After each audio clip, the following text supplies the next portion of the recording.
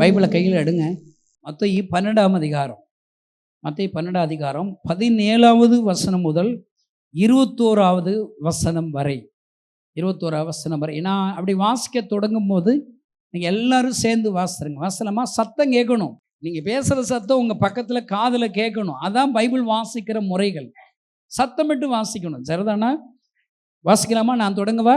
17, மத்தேயு 12:17. ஏசாயா தீர்க்கதரிசியில் உரைக்கப்பட்டது நிறைவேறும்படி இப்படி நடந்தது. அவர் உரைத்ததாவது, இதோ நான் தெரிந்து கொண்ட என்னுடைய தாசன், என் ஆத்துமாவுக்கு பிரியமாக இருக்கிற என்னுடைய நேசன், என் ஆவியை அவர் மேல் அமர பண்ணுவேன். அவர் புறஜாதியருக்கு நியாயத்தை அறிவிப்பார். வாக்குவாதம் செய்யவும் மாட்டார், கூக்குரலிடவும் மாட்டார். அவருடைய சத்தத்தை ஒருவனும் வீதிகளில் கேட்பதும் இல்லை. அவர் நியாயத்திற்கு ஜெயம் கிடைக்க பண்ணும் வரைக்கும் நெறிந்த நாணலை முறிக்காமலும் மங்கி எரிகிற தீயை அணைக்காமலும் இருப்பார். அவருடைய நாமத்தின் மேல் புறஜாதியார்கள் நம்பிக்கை வை.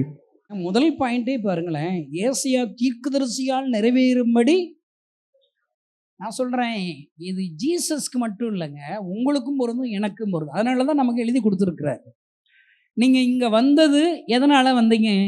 இப்படி ஏசாயா தீர்க்கதரிசியால் நிறைவேறும்படி இப்படி நடந்தது. நீங்க இங்க வந்தது ஆண்டவருடைய திட்டத்தின்படி தான் இங்க வந்திருக்கிறீங்க.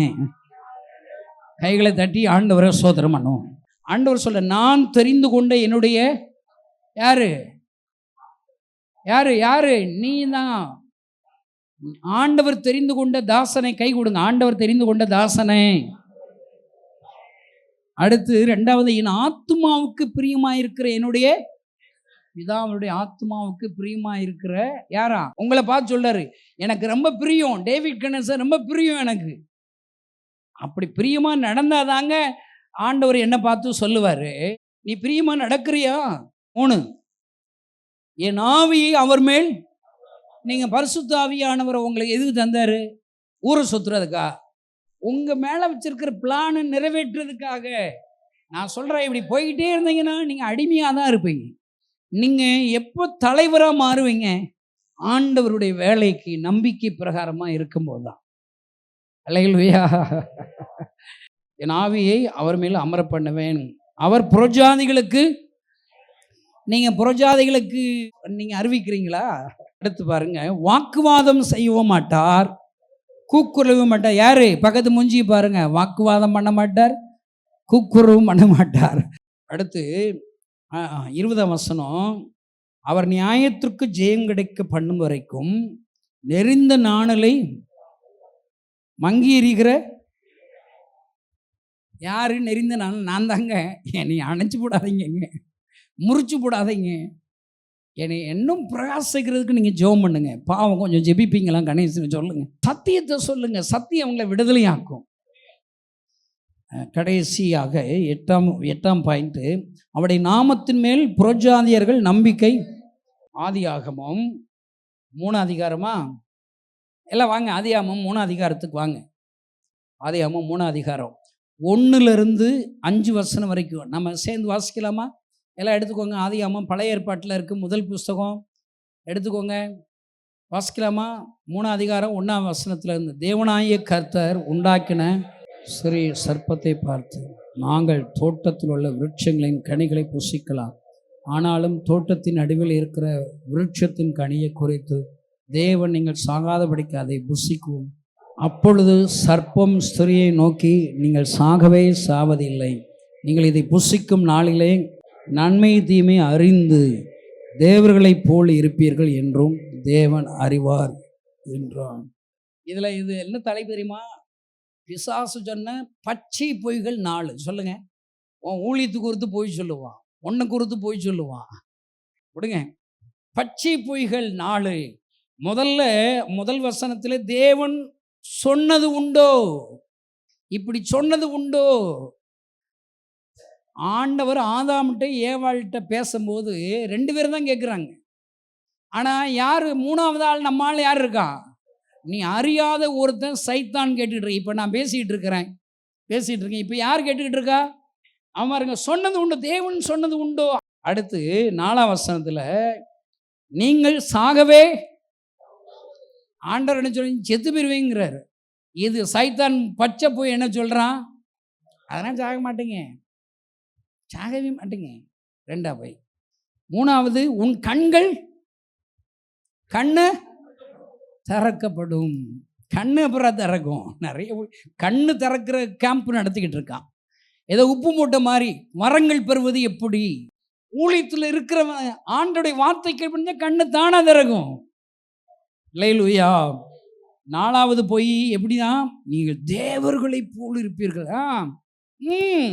அங்க வந்துருவாடா. அவன் அப்படி பிரிக்கிறான் பாருங்க, பிரிக்கிறான் பாருங்க. எல்லாம் பச்சை பொய்கள். லூக்கா 12 எடுத்துக்கோங்க, அவ்வளோதான், முடிச்சிருவோம். 15 இருந்து 20 வரைக்கும் நம்ம சத்தமாக வாசிக்க போகிறோம். இப்போ எத்தனை பாயிண்ட் பேசிகிட்டு இருக்கிறோம்? முதல் பாயிண்ட் என்ன பேசணும்? மத்தேயுல பேசணும். அதில் ஒரு 8 பாயிண்ட் இருக்குது. அல்லேலூயா. 2வது பாயிண்ட் என்னது? 4 பச்சை பொய்கள். இப்போ பார்க்க போகிறோம். இப்போ 3வது பாயிண்ட் வாசிக்கலாமா? 15 வசனத்திலிருந்து. பின்பு அவர் அவர்களை நோக்கி, பொருளாசையை குறித்து எச்சரிக்கையாக இருங்கள். ஏனெனில் ஒருவனுக்கு எவ்வளவு திரளான ஆசை இருந்தாலும் அது அவனுக்கு ஜீவன் அல்ல என்றார். அல்லாமலும் ஒரு ஓமையை அவர்களுக்கு சொன்னார். ஐஸ்வர்யமுள்ள ஒருவனுடைய நிலம் நன்றாய் விளைந்தது. தேவனோ அவனை நோக்கி, மதிகேடனே, உன் ஆத்துமா உன்னிடத்திலிருந்து இந்த ராத்திரியிலே எடுத்துக்கொள்ளப்படும். அப்பொழுது நீ சேகரித்தவைகள் யாருடையதாகும் என்றார். இப்போ ஆண்டவர் ஆரம்பிக்கும் போதே பொருளாசை குறித்து எச்சரிக்கையாக இருங்கள். இதே மாதிரி வேற பாவத்துக்கு எச்சரிக்கையாக இருங்கள்னு சொன்னது இருக்கா? யோசித்து சொல்லுங்க, யோசித்து சொல்லுங்க. என்ன? ஜெபத்தை குறித்து எச்சரிக்கையாக இருங்கள், விசுவாசத்தை குறித்து எச்சரிக்கையாக இருங்கள், அதெல்லாம் சொல்லுங்க. இப்போ ஜெபத்தை குறித்தே லெஸ் தென் 500 தான் பைபிளில் இருக்குது. ஜெபத்தை குறித்து பேசுனீங்க என்ன வேணால் பாருங்க. விசுவாச குறித்தும் அதே மாதிரி தான் 500 கிட்ட தான் இருக்குது. ஆனால் பொருளாசை குறித்து பைபிளில் எவ்வளோ தடவை இருக்குது? நல்ல மனசில் குறிச்சுக்கோங்க, 2000 தடவை பொருளாசையை குறித்து இருக்கு. அப்போ ஒரு ஊழியக்காரனுக்கு முதல்ல இருக்க வேண்டியது என்னதான்?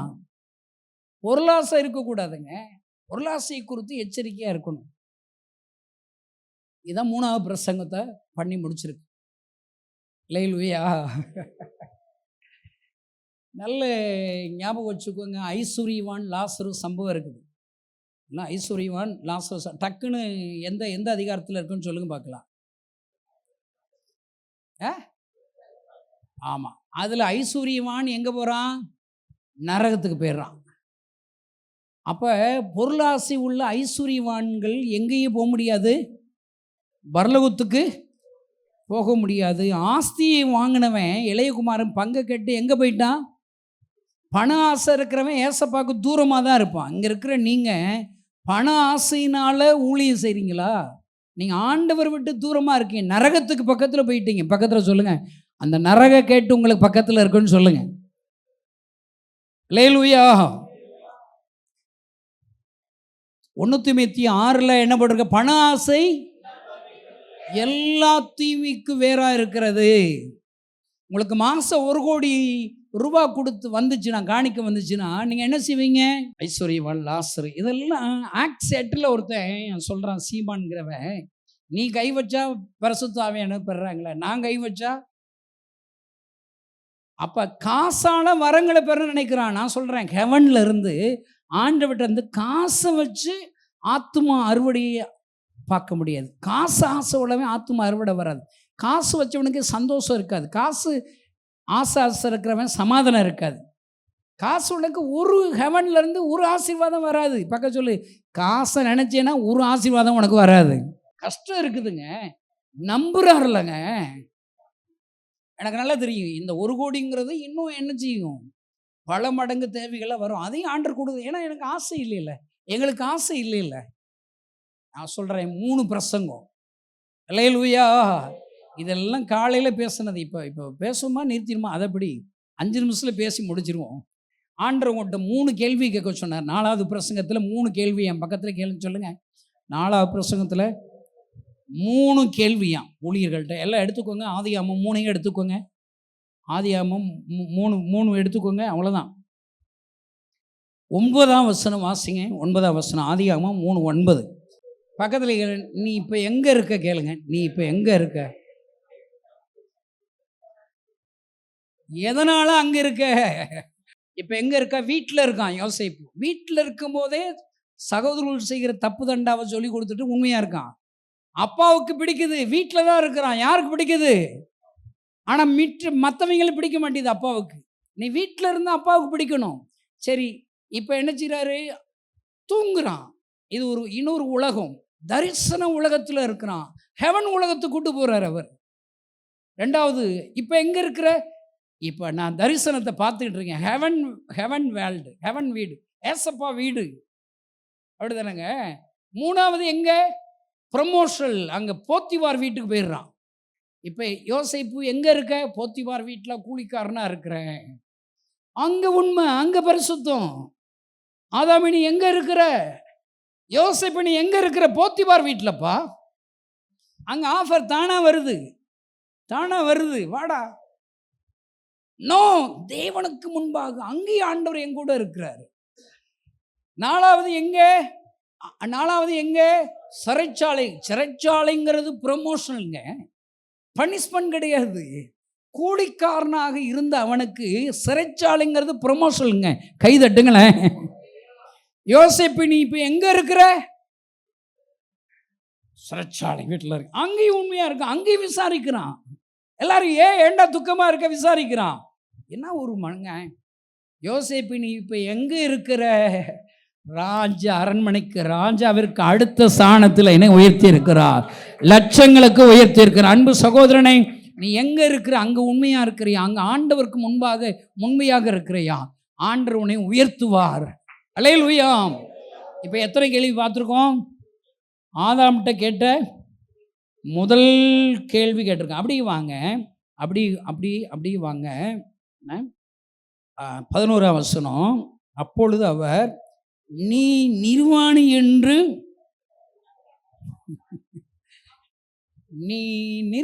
உனக்கு நான் சொல்றேங்க, பிசாசு இல்லாம ஆண்டுடைய உறவை நீ இழந்திருக்க மாட்ட, வார்த்தை இழந்திருக்க மாட்ட, தரிசனத்தை இழந்திருக்க மாட்ட, உன்னை ஒழித்து கொள்ள மாட்ட. நீ முதல்ல எதனால உனக்கு கஷ்டம் இருக்குது? பிசாசு உன்னை வஞ்சித்திருக்கான், உன்னை பாவம் செய்ய வச்சிருக்கிறான். உன் பாவம் உனக்கு வர்ற உன் சர்ச்சுக்கு ஒரு ஆத்துமாக்களை தடை பண்ணுது, ஆசீர்வாதத்தை ஐஸ்வர்யத்தை தடை பண்ணுது. உன்னை நிர்வாணி, நீ ஏழை என்று அறிவித்தவன் யார்? நீ சபை, சொந்த வீடு, இடமில்லாத ஊழியக்காரர் என்று அறிவிக்கிறவன் யார்? சர்ச்சு கட்டடம் இல்லாத ஊழியக்காரர் என்று உன்னை அறிவிக்கிறவன் யார்? ஆத்துமாக்கள் இல்லாத வெறும் கட்டடம் வைக்கிற ஊழியக்காரர் என்று அறிவித்தவன் யார்? நான் சொல்றேன், உன்னை நிர்வாணி என்று அறிவித்தவன். இது ஒரு பெரிய டெப்த் ஸ்டடிங்க. இதை வச்சு நிறைய ஆண்டவர் என்கிட்ட பேசினார். உன்னை யாரா ஃபினான்ஷியல் கஷ்டம் ஈமனுக்கு வரும்னு யாரா சொன்னா? நீ ஏன் பிள்ளைடா, நான் உன் கூட இருக்கிறேன். முதல்ல நீ உனக்கும் எனக்கு உள்ள தொடர்பில் இருக்கிற அருமை, அந்த பிளவை எடுத்து போடு, தடைகளை எடுத்து போடு, உன் நிர்வாகத்தை ஒழுங்கு செய். உனக்கு எனக்கு இருக்கிற தடையாக அங்க ஒருத்தன் பிசாசு சொல்றான், உன்னால இனி முடியாது, நீ நிர்வாணி, உனக்கு அட்மினிஸ்ட்ரேஷன் இல்லை, நீ குறைவுள்ளவன், ஆண்டவர் உன் கூட இல்லை, பச்சை பொய்களை நீ நம்பாத. நிர்வாணி என்று அறிவித்தவன் யார்? மூணாவது கேள்வி, கடைசி கேள்வியை நாம் வாசித்து நாம் ஜெபித்து முடிக்க போகிறோம். 13ஆம் வசனம். அப்பொழுது தேவனாகிய கர்த்தர் ஸ்திரீயை நோக்கி, நீ இப்படி செய்தது என்ன? என்னத்தான் சொல்ல, இப்படி செஞ்சிட்டியப்பா. பக்கம் சொல்ல, இப்படி செஞ்சிட்டியே கேளுங்க. அந்த ஃபியூ வேர்ட்ஸில் 3 கேள்விங்க. இதை நான் பல மணி நேரம் உட்காந்து ஆராய்ஞ்சேங்க. நான் ஒவ்வொரு இதுக்கும் ஆண்டவர் சொல்றாரு, ஏன் ஆண்டவரே என்ன பிளஸ் பண்ணல, நீ இப்படி செஞ்சிட்டீலடா. பல கனவுகளோடு பெரிய பணக்கார சர்ச்சு, ஆயிரக்கணக்கான பேர் என் முன்னுக்கு இருந்து ஒரு ஸ்பான்சர் கூட எனக்கு எழுப்பி இருக்க மாட்டாங்க. ஆண்டவர்கிட்ட வந்து அழுதுருக்கிறேன், ஆண்டவரே ஏன் ஆண்டவரே என்ன பயன்படுத்தலை, என் ஊழியக்காரங்களை என்னை நம்பி எனக்காக ஜெபிச்சு இவ்வளோ ஒரு மேடையை கொடுத்தாங்களே, ஐயோ அங்கே ஒரு ரிசல்ட்டு இல்லையே.